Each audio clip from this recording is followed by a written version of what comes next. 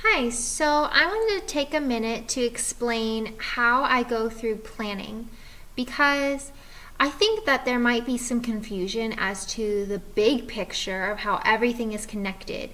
And I think when you don't have the big picture of how everything gets connected, it can become overwhelming from each point. So here's the sun. I made a metaphor for us. Here's the sun. It's what gives the life and energy to everything else. So here's the soil where the plants are going to grow from.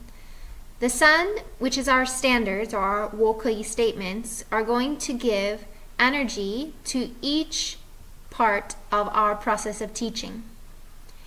So the first thing that you're going to do is your scope and sequence for the year. For our Chinese department, Ms. Her is working on that for this next year. Your scope and sequence is when you take your standards and you map them out for the entire school year to make sure that you can hit every single standard throughout the year. Once you have your scope and sequence, you can move into your units. Usually your scope and sequence will have all your units written on the top. For example, my scope and sequence for social studies will contain the units of Industrial Revolution, Geography, Leadership, Persia, and Economics. So on the scope and sequence, it will say those 5 topics and it will have all of those standards, but it doesn't have details. Maybe a week by week idea, but not very detailed. And then you move to your units. That's when you choose the one topic over several weeks, along with the standards that you are hitting through that one unit. So, for example, if I talked about those 5 topics of social studies, my unit would be one topic. For example, the Industrial Revolution. This is where I would make many more details about what I will do in each week, what my standards are, what I want the students to know, the vocabulary. This is very, very detailed. My unit planning is what takes up the majority of my planning energy.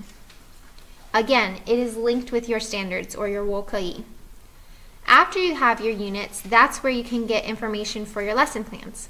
Of course, as we've talked a lot, our lesson plans always have a wokai statement. Always has to have a standard. But when you've already done these steps, that makes it very easy.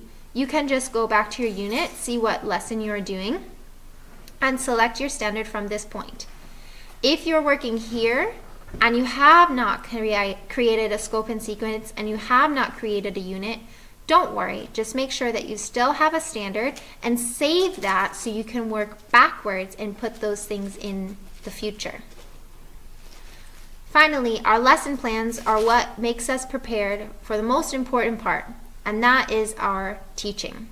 So our lesson plans will lead to us understanding when students need to be assessed, how much they understand about the wokai statement. It will also let our parents know what we're learning from the wokai statement.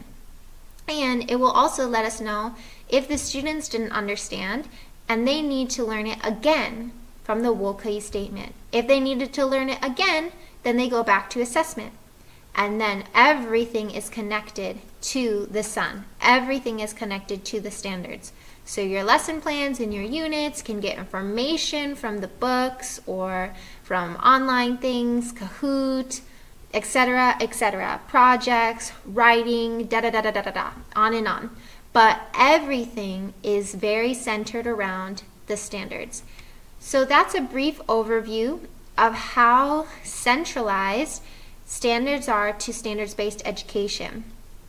I hope that you find this big picture helpful as you focus on the lesson plans with your time with me, Ms. Fueling, and as you focus on the wokai statements with Mrs. Nabidi, you can see how that will help every day.